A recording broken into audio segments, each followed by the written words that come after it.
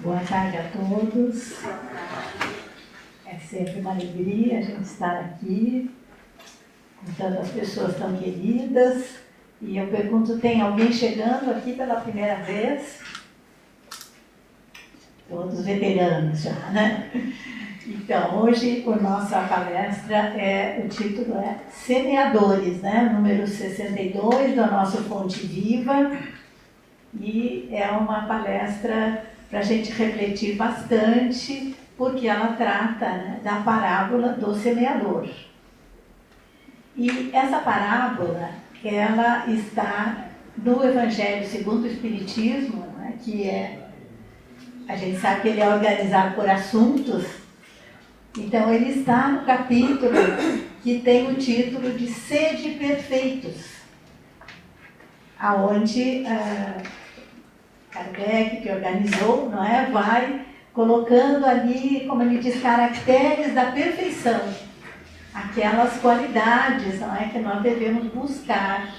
Lógico que a gente sabe que perfeitos nós não temos condição de ser, não é, mas o melhor possível.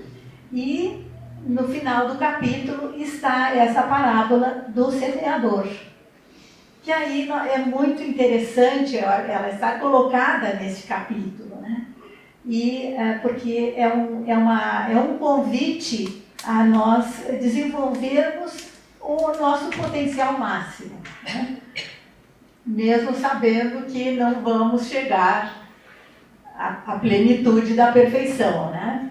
Então, a história, né, da parábola, Jesus saiu a semear. Lá está escrito, né? O semeador saiu a semear. Aí nós vamos tratando da parábola e já vamos fazendo a interpretação. Então é interessante, o semeador saiu a semear. Já temos aí uma ação, não é? Saiu de si, olhou para o próximo e saiu a semear, né? Esse é o primeiro convite dessa parábola. Vamos sair, olhar para o próximo e sair de nós mesmos. Então, aí a parábola segue que esse semeador é Jesus. E ele saiu jogando as suas sementes. Aí já fica uma situação que as pessoas podem se perguntar, mas assim, ele saiu jogando as sementes de qualquer jeito, em qualquer lugar, o jardineiro mais perfeito que existe, é o que está escrito. Mas esse é o recado de que essas sementes é a mensagem de Jesus, são as palavras, não é? E ele colocou para todas as pessoas. A explicação é essa, né? Ele não distinguiu ninguém. Todas as pessoas podem receber essa mensagem. Então, esse nosso maravilhoso jardineiro saiu então com as suas sementes e as primeiras sementes caíram na beira do caminho. E essas sementes ficaram ali, veio o vento, vieram as aves e comeram essas sementes. O que significa que representa aquelas pessoas que ouvem a mensagem. Mas elas estão tão, assim, difusas, um pensamento tão difuso que não consegue prestar atenção, as palavras passam ao lado.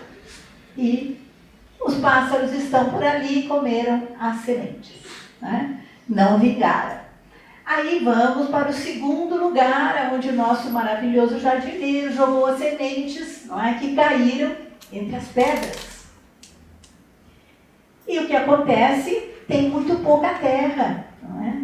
Mas mesmo assim, com aquela pouca terra, porque é da missão da semente germinar, elas germinaram, mas sem profundidade, logo essas plantinhas morreram. O que representa aquelas pessoas que já têm um pouco mais de vontade, não é, de receber a palavra de Jesus, mas não tem profundidade. Então, assim, a primeiro dissabor, a primeira dificuldade, abandona. Então, essa sementinha também não vai vingar. Aí nós vamos para o terceiro terreno, aonde o nosso jardineiro jogou as sementes, que elas caíram entre os espinhos. Os espinhos continuaram crescendo, abafaram essas sementes, não é, que também não vingaram. E que quer dizer, muitas pessoas que têm muita materialidade na sua vida, não é? Muitos interesses materiais. Não que a gente não vá ter, nós estamos aqui no mundo material, nós somos carne, não é? Então nós temos que ter interesses materiais, mas é tudo uma questão de prioridades. Então essas sementes também não vingaram nesses espinhos, não é? No meio dos espinhos. E aí a gente já está se perguntando, mas será que nada vai dar certo para esse jardineiro? Aí finalmente algumas sementes caíram em solo fértil. E essas sementes vingaram. Mas aí, mesmo assim, nem todas germinaram da mesma forma, com a mesma intensidade. Porque é como está na parábola. Umas sementes germinaram a 100%, outras a 70%, outras a 30%. Então, a gente vê que nessa divisão aí, muito poucas sementes, o que significa muito poucas pessoas, desenvolvem todo o seu potencial. E outras desenvolvem a 70% e algumas a 30%. E como se diz, está tudo bem, porque cada um está fazendo de acordo com a sua capacidade. Pelo menos é o que Jesus espera, porque essa parábola se refere muito ao nosso livre-arbítrio e à nossa vontade de melhorar. Então, ele jogou as sementes e as pessoas receberam e fizeram frutificar, não é? De acordo com a sua vontade. Nada foi obrigado. Mas aí, nessas que caíram no terreno fértil, nós precisamos pensar em não julgar. Porque a gente vê, então, pessoas que estão fazendo alguma coisa, que estão procurando melhorar e evoluir, e a gente, então, às vezes é tentado a julgar, porque algumas fazem assim, outras fazem menos, outras não se dedicam tanto. É de acordo com a vontade de cada um. Não só a vontade, como até mesmo a capacidade de cada um. Cada pessoa vem de muitas encarnações. Cada uma tem um currículo espiritual diferente. Então, algumas já chegam com algo, já fizeram muitas coisas, já realizaram muitas coisas em outras encarnações. Então, aqui chegam nessa que praticamente é só completar.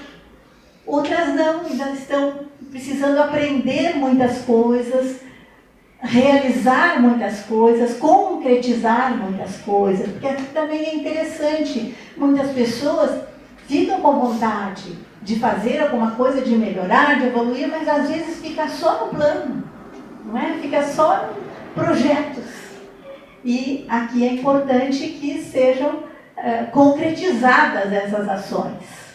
Então, a gente vê que é muito interessante esse convite de Jesus, não é?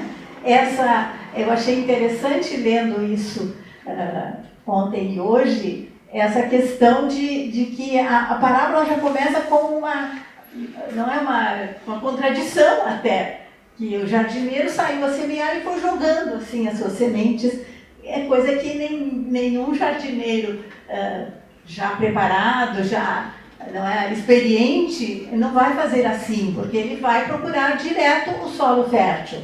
Mas não Jesus, porque Jesus está sempre buscando por todos os filhos, está dando sempre oportunidade a todos de melhorar.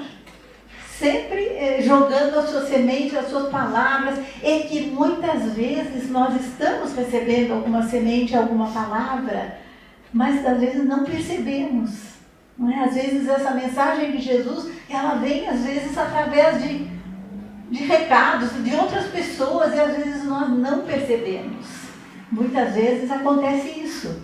E quando a gente vê, passou aquela oportunidade de melhorar, de evoluir, de praticar alguma boa ação, né? E o importante também é essa conotação de que o jardineiro saiu, né? Que nós realmente, para melhorarmos, para evoluirmos, nós precisamos sair de nós, olhar o nosso próximo, não é? Estarmos atentos à pessoa que está ao nosso lado, o que ela está precisando, do que ela está carente. Não é? Então aí a gente já vê que a primeira lição é essa. Não vamos ficar de braços cruzados esperando que outro jardineiro vá fazer alguma coisa. Não é? Vamos nós também olhar para o lado e sair. Não é? E aí é também a conotação de ação, né? Porque às vezes a gente, eu rezei tanto, eu pedi tanto, maravilhoso. Mas às vezes era melhor sair e fazer alguma coisa e ver alguém que estivesse precisando de alguma coisa. Claro, as preces, as orações são muito importantes, mas a nossa ação às vezes é mais, né? E às vezes fala-se isso, né? Mais importante do que a prece, orar, é agir. Não é? E eu pensei, depois eu digo todas as palestras que eu ouvi aí, a gente depois tem que sintetizar tudo, né? Para nós encerrarmos, tem uma historinha que eu acho que tem bastante a ver com essa parábola, né? Que fala, é a história do bombeiro.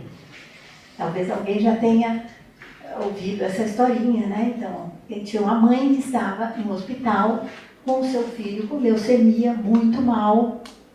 A gente já pode imaginar, não é, a cena, essa mãe desesperada, o que ela podia fazer. A criança já estava desenganada, né?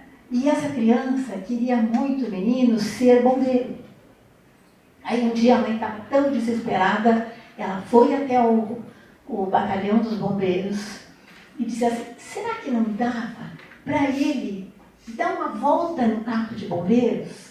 Aí que eu acho que é bonito e tem a ver com a parábola. E o chefe dos bombeiros disse assim, dá para fazer mais. Traga o menino, 7 da manhã, ele vai passar o dia com a gente. Então, ele ficou o dia no carro de bombeiros, foi fazer algum atendimento, tudo com a permissão médica, mas ele também já estava terminal, né? Aí ele ficou tão feliz, até diz assim, que ele se sentiu no céu.